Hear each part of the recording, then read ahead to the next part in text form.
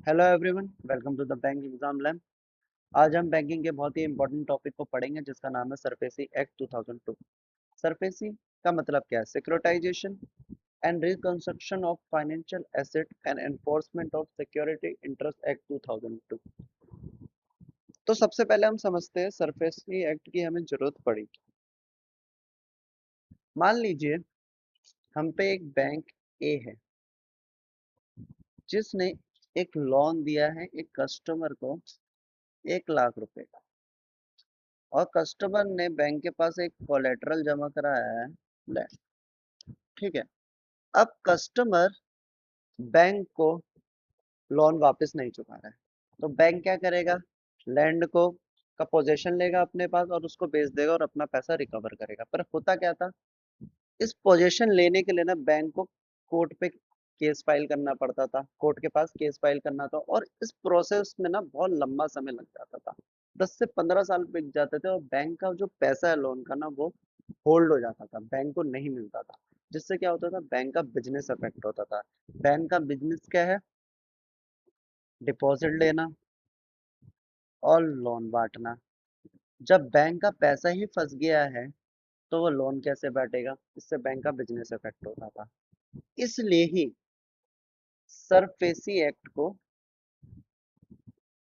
SARFAESI act 2002 को लेके आया गया। अब देखिए सरफेसी एक्ट 2002 करता क्या है। सरफेसी एक्ट 2002 बैंक को पावर देता है, वो बिना किसी कोर्ट जाए, बिना किसी कोर्ट पे केस फाइल किए, वो कोलेटरल का पोजीशन अपने पास रख सकता है और उसको ऑक्शन में निकाल सकता है, ताकि बैंक का जो पैसा है वो होल्ड पे ना जाए। ठीक है, सबसे पहला पॉइंट ये देखिए आप, बैंक का जो पैसा है वो होल्ड पे ना जाए। और बैंक का पैसा होल्ड पे नहीं जाए क्योंकि देखिए बैंक का क्या काम है? बैंक का काम है बिजनेस करना, बैंक का काम है डिपॉजिट लेना, बैंक का काम है लोन देना। बैंक का काम नहीं है केस लड़ना। इससे बैंक का काफी टाइम भी वेस्ट होता है और उसका पैसा जो होता था पहले बहुत होल्ड पे चला जाता है। इस एक्ट ने क्या किया, बैंक को पावर दे दी कि तुम्हें बिना कोर्ट जाए तुम्हारे पास जो कोलेटरल है तुम उसका पोजीशन ले सकते हो और उसको ऑक्शन कर सकते हो और अपना पैसा रिकवर कर सकते हो। ठीक है, तो सरफेसी एक्ट हमें समझ आ गया 2002 में क्यों आया। ठीक है, अब मैं आपको बताता हूँ सरफेसी एक्ट में होता क्या है। चलिए इसे डिटेल में समझते हैं। मान लीजिए बैंक ए है और एक बंदा है रमेश, जो कि कस्टमर है। ठीक है, आप इसे ध्यान से समझिए। ठीक है, एक बैंक ए है, एक बंदा है रमेश जो कस्टमर है। अब बैंक ए ने रमेश को कुछ पैसे दिए। मान लीजिए 50 लाख का लोन दिया। 50 लाख का क्या दिया? लोन दिया रमेश को। क्या दिया? 50 लाख का लोन दिया। अब रमेश ने कोलेटरल के रूप में अपनी कोई शॉप के पेपर बैंक के पास रखे। ठीक है, कोलेटरल के रूप में शॉप को रखा। ठीक है, और बैंक ने 50 लाख रुपए रमेश को दे दिए। यहाँ तक समझ आया? ठीक है, अब क्या हुआ, कुछ टाइम तक रमेश ने बराबर ईएमआई पे की। रमेश ने बराबर ईएमआई पे की। ठीक है, अब कुछ समय बाद रमेश ने ईएमआई पे करना बंद कर दिया। तो पहले 0 से 30 दिन तक रमेश ने कोई ईएमआई नहीं की। 30 से 60 दिन तक रमेश ने कोई ईएमआई नहीं दी। 60 से 90 दिन तक रमेश ने कोई ईएमआई नहीं। ठीक है, तो बैंक ने इस पीरियड से 0 से 90 दिन के पीरियड तक रमेश का अकाउंट को ऐसे में घोषित कर दिया है, स्पेशल मेंशन अकाउंट, जिसपे बैंक की खास नजर है क्योंकि यहाँ से अभी पैसा नहीं आ रहा। जैसे ही 90 दिन पूरे हुए, 91 डे पे जो रमेश का अकाउंट है उसको क्या कह देंगे हम? NP, non performing asset. Non performing asset. और रमेश क्या हो गया? एक डिफॉल्टर। ठीक है, यहाँ तक आपको समझ आया कि बैंक ए ने 50 लाख दिए कोलेटर के रूप में, रमेश ने शॉप रखी, रमेश पहले ईएमआई अच्छे से दे रहा था, उसके बाद रमेश ने ईएमआई पे करना बंद कर दिया, 0 से 30 दिन तक नहीं दिया, 30 से 60 नहीं दिया, 60 से 90 नहीं दिया। बैंक ने उसको स्पेशल मेंशन अकाउंट की कैटेगरी में रखा, जिस पर खास नजर रखी। जैसे ही 91 हुआ, बैंक ने उसको एनपीए घोषित कर दिया, जिसका नाम होता है नॉन परफॉर्मिंग एसेट, और रमेश एक डिफॉल्टर बन गया। ठीक है। अब बैंक क्या करेगा, सरफेसी एक्ट के सेक्शन 13 सब पार्ट 2 के अंदर एक डिमांड नोटिस भेजेगा। एक क्या भेजेगा, डिमांड नोटिस भेजेगा। किसको, रमेश को। और उसमें क्या लिखा होगा, रमेश को लिखा होगा कि भैया 60 दिन के अंदर, 60 डेज, विद इन 60 डेज आप अपने ड्यूज को पूरा करें। आप अपने ड्यूज को पूरा करें। जब रमेश ने ईएमआई देना बना बंद किया, तो बैंक को उस पर ट्रस्ट खत्म हुआ। बैंक ने कहा कि भैया मैं आपको एक डिमांड नोटिस भेज रहा हूँ सरफेसी एक्ट सेक्शन 13 के अंदर, जिसमें आपको विद इन 60 डेज अपने जितने भी ड्यूज बचे इंटरेस्ट के साथ मुझे पे करो। ठीक है, ये नोटिस पहुंचा रमेश के पास। रमेश के पास क्या, रमेश इसमें अपना रिप्रेजेंटेशन दे सकता है, अपनी बात आगे रख के बैंक को बता सकता है, लिख के दे सकता है कि वो क्यों नहीं पैसा दे पा रहा है। अगर बैंक को उसकी बात जेन्युइन लगे तो बैंक कुछ नहीं करेगा। अगर बैंक को उसकी बात जेन्युइन नहीं लगे तो बैंक को, जब रमेश ने अपना रिप्रेजेंटेशन बैंक को लिख के भेजा था, उसके विद इन 15 डेज बैंक को, बैंक क्या करेगा, बैंक एक रिटर्न रिटर्न नोटिस रमेश को देगा, जिसमें लिखा होगा कि उसने रमेश की बात को क्यों एक्सेप्ट नहीं किया, क्यों मना किया। रिटर्न नोटिस देगा विद इन 15 डेज बैंक। ठीक है, तो आपको ये बात समझ आ गई कि बैंक ने क्या किया, डिमांड नोटिस भेजा with in 60 days due clear करने को रमेश को। रमेश ने अपना रिप्रेजेंटेशन भेजा कि मैं क्यों उसको नहीं पे कर पा रहा हूँ। अगर बैंक को वो बात समझ नहीं आती, या बैंक को लगता है कि रमेश बदमाशी कर रहा है, झूठ बोल रहा है, तो बैंक अपना विद इन 15 दिन वो उसमें एक रिटर्न नोटिस दोबारा रमेश को भेजेगी कि भैया मैं आपकी ये बात को, आपकी रिक्वेस्ट को एक्सेप्ट नहीं करता, आप मुझे पेमेंट कीजिए। पर 15 दिन के अंदर एक रिटर्न नोटिस जाना चाहिए। तो यहाँ तक आपको ये बात समझ आ गई। ठीक है। अब यहाँ पे एक बंदे की एंट्री होती है, ARC. ARC, asset reconstruction company. ठीक है। अब ये एआरसी क्या करता है, मान लीजिए अब बैंक को मैंने बताया कि भाई बैंक के पास इतना काम नहीं है वो केस जाए या बंदे की प्रॉपर्टी का पोजेशन ले फिर उसका ऑक्शन करे। बैंक का काम है डिपॉजिट लिया, लोन बांटो, अपना बिजनेस करो। तो बैंक क्या करता है, मान लीजिए रमेश का 50 लाख का लोन था, तो रमेश ने पे नहीं किया। तो रमेश क्या करेगा, बैंक क्या करेगा, ये लोन एआरसी को बेच देगा, एआरसी से खरीदेगा 40 लाख। ठीक है, एआरसी से 40 लाख रुपए में खरीदेगा। बैंक को नुकसान हो रहा है, बैंक उस नुकसान को एक्सेप्ट कर रहा है, पर वो 40 का 40 लाख रुपए बैंक को एक साथ मिल रहा है। ठीक है, इसलिए बैंक ने 40 लाख रुपए में वो लोन एआरसी को भेज दिया। अब एआरसी ये 50 लाख का लोन रिकवर करेगा। 50 लाख का लोन रिकवर जो करेगा वो एआरसी करेगा। ठीक है। अब बैंक को तो मिल गए अपने 40 लाख रुपए। वो कैसे देता है, 15% और रेशो 85% के, मतलब 15% तो कैश दे देता है तुरंत, और 85% देता है वो जब उसका बाकी का काम हो जाता है, इन्वेस्टर उसमें पे कर देता है। अब देखिए एआरसी को मैं समझाता हूँ। एआरसी को 50 लाख का लोन तो खरीद लिया है एआरसी ने। अब एआरसी के पास कौन कौन से तरीके हैं जिससे वो ये लोन रिकवर करेगा। सबसे पहले उसका पोजेशन ले लेगा और उसको बेच दे और पैसा कमा ले। दूसरा, मैनेज करे उस चीज को। अगर मान लो कोई बड़ी फैक्ट्री है जिसका कोलेटरल था, उसको मैनेज कर ले। एआरसी उसे मैनेज करे और वापस से उस कंपनी को ग्रो करे और अपना पैसा वापस ले ले। ठीक है। या तीसरा क्या होता है, लोन को रिकंस्ट्रक्ट कर दे, कि भैया बात करें कि भैया तुम लोन नहीं दे पा रहे हो, मैं तुम्हारा लोन का जो पीरियड है उसको बढ़ा देता हूँ, तुम पैसा ऐसे ऐसे दे दो, थोड़ा कम ईएमआई पे दे दो, मैं लोन के टर्म्स एंड कंडीशन बदल देता हूँ। तो समझ में आया एआरसी क्या क्या कर रहा है, ऐसे रिकंस्ट्रक्शन कंपनी है। यहाँ तक समझ आया, बैंक ने नोटिस भेज दिया, बैंक ने अपना लोन उठाया बंडल और एआरसी को भेज दिया कि भैया तुम इस जमीले को देखो, मुझे मेरा पैसा दो, मैं अपना काम करूँ। अब एआरसी आ गया पिक्चर में। एसेट एसेट रिकंस्ट्रक्शन कंपनी, उसने खरीदा 40 लाख में, उसने पर रिकवर करने की पावर वो 50 लाख ही रखेगा, यहीं से वो अपना प्रॉफिट कमाएगा। अब वो रिकवर करने के लिए या तो प्रॉपर्टी का पोजेशन ले ले, या प्रॉपर्टी में मैनेजमेंट हासिल कर ले, या लोन को रिकंस्ट्रक्ट कर दे। ठीक है। अब क्या, या सेक्रेटाइजेशन कर दे, टाइजेशन कर दे।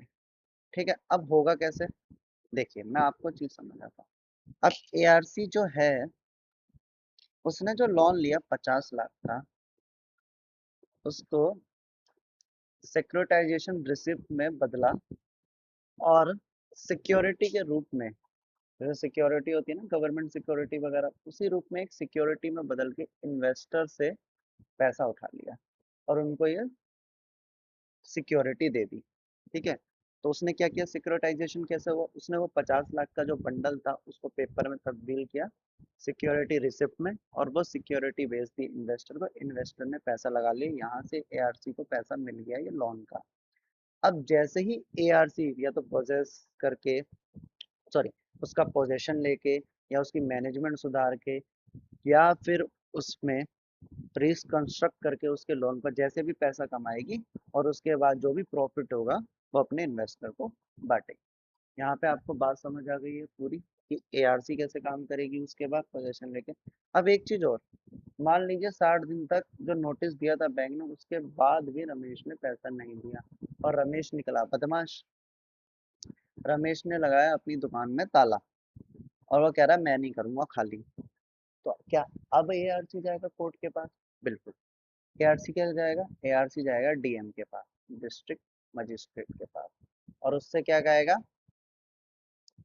उसको कागज दिखाएगा सारे कि सर ऐसे ऐसा था, ये प्रॉपर्टी मैंने बैंक से खरीदी है, बैंक ने मेरे नाम पे कर रखी है, और 60 दिन के नोटिस के बाद रमेश ने मेरा पैसा नहीं चुकाया, तो अब ये दुकान मेरी है।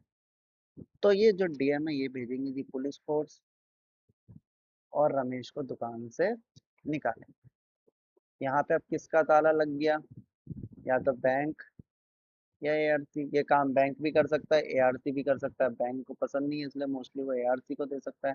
तो अब यहाँ पे किसका पोजीशन हो गया, अब जिसे भी लेना है, जो भी ये प्रोसेस फॉलो करेगा, या तो पोजीशन हो गया बैंक का, या हो गया एआरसी का। ठीक है, यहाँ तक समझ आई। अब उसके बाद क्या करेगा, जब एआरसी के पास पोजीशन आ गया, एआरसी तुरंत उस चीज को नहीं बेचेगा, यानी अगले दिन ही उसका ऑक्शन नहीं होगा।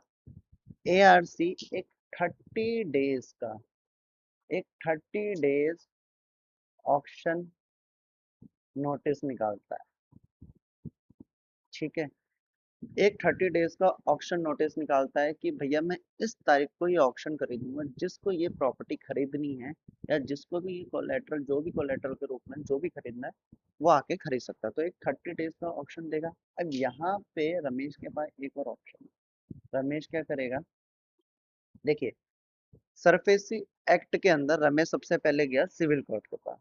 सिविल कोर्ट ने कहा देखो भैया, मेरे पास कोई पावर नहीं है, ये जो तुम्हारा मामला है सरफेसी एक्ट के अंदर चल रहा है, और तुम मेरे पास नहीं आ सकते, पर तुम जा सकते हो सरफेसी एक्ट के सेक्शन 18 के तहत डीआरटी के पास, डेब्ट रिकवरी ट्रिब्यूनल के पास।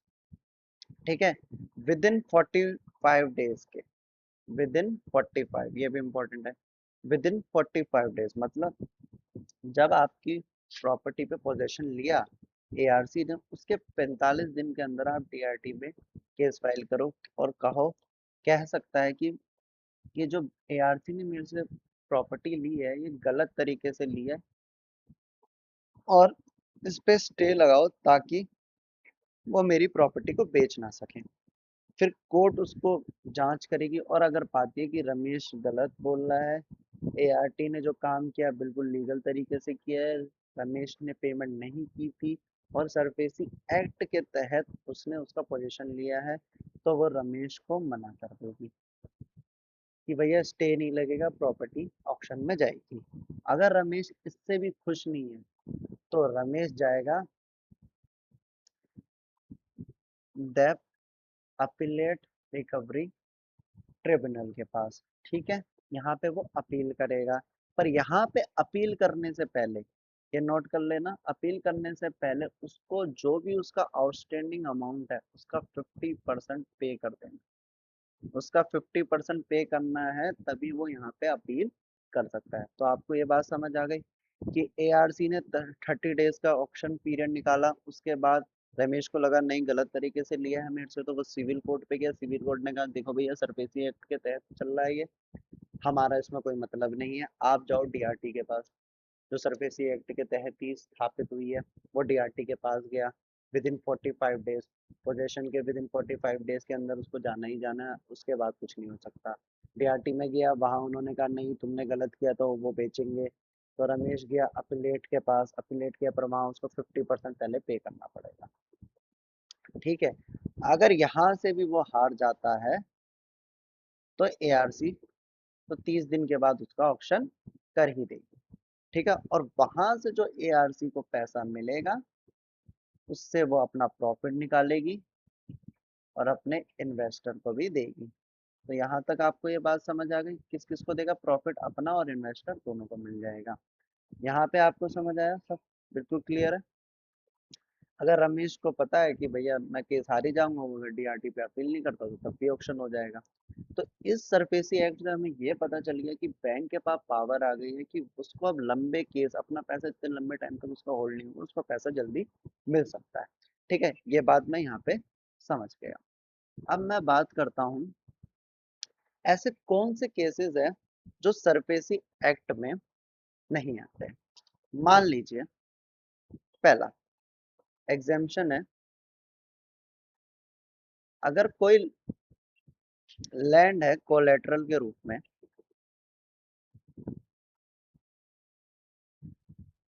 कोलेटरल के रूप में, और वो एग्रीकल्चर लैंड है,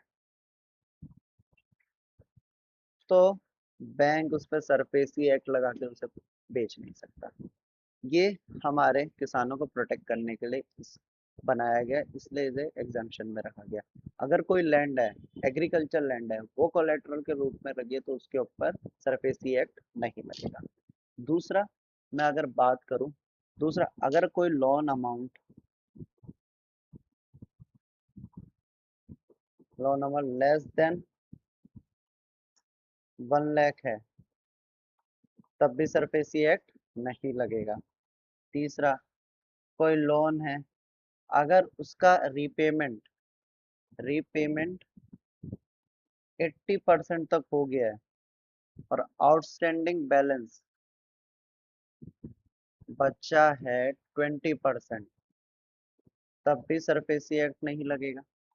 चौथा, अब यहाँ पे एक बात समझिए, पहले क्या होता था ना, लोग क्या करते थे, मान लीजिए एक कोलेटरल, एक लैंड है, लोग उसी लैंड के डुप्लीकेट कॉपी बना के ना कई बैंकों में दे देते थे, जैसे बैंक ए, बैंक बी, बैंक सी। मान लीजिए ये 3 बैंक है। ठीक है, मान लीजिए ये 3 बैंक है। एक बंदे ने एक ही लैंड के कागज से इन तीनों बैंक से लोन ले रखा और एक ही लैंड को तीनों बैंक के ऊपर वो कर रखा है, कोलेटरल बना रखा है। अब बताइए तो क्या होगा। तो सरकार ने इस फ्रॉड से बचाने के लिए एक पोर्टल बनाया जिसका नाम है central registry central registry of securitisation, asset reconstruction and security interest of India, short form में CERSAI।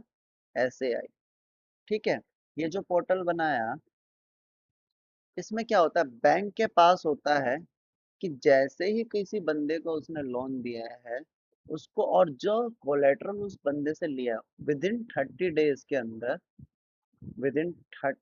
के अंदर उस कोलेटरल को अपने नाम पे इस पोर्टल में रजिस्टर करना पड़ता है, ताकि सबको पता चल जाए कि पब्लिकली अनाउंस हो जाए कि ये जो कोलेटरल है ये इस बैंक के नाम पे है। विद इन 30 डेज के अंदर करना पड़ेगा। अगर बैंक ने ये कोलेटरल नहीं किया है अपने नाम पे, तो उस पे भी सरफेसी एक्ट नहीं लगेगा। ठीक है, सरफेसी एक्ट नहीं लगेगा। तो अब मुझे लगता है यहाँ तक आपको समझ आ गया होगा। मैंने पूरा एक बेसिक से, पूरा एक स्टोरी से आपको समझा दिया है कि सरफेसी एक्ट क्या होता है, क्यों आया है, अगर है तो बैंक कैसे कैसे काम करेगा, कब नोटिस भेजेगा, एआरसी क्या होती है, एआरसी क्या करेगी, कैसे सिक्योरिटाइजेशन करेगी, कैसे अमाउंट पाएगी अपना वापस, कैसे अपीलेट होगा, कैसे ट्रिब्यूनल के पास जाएगा, ये सब मैंने आपको बता दिया। सो लेक्चर अगर आपको पसंद आया हो तो लाइक करें, शेयर करें, सब्सक्राइब करें। Thank you for watching.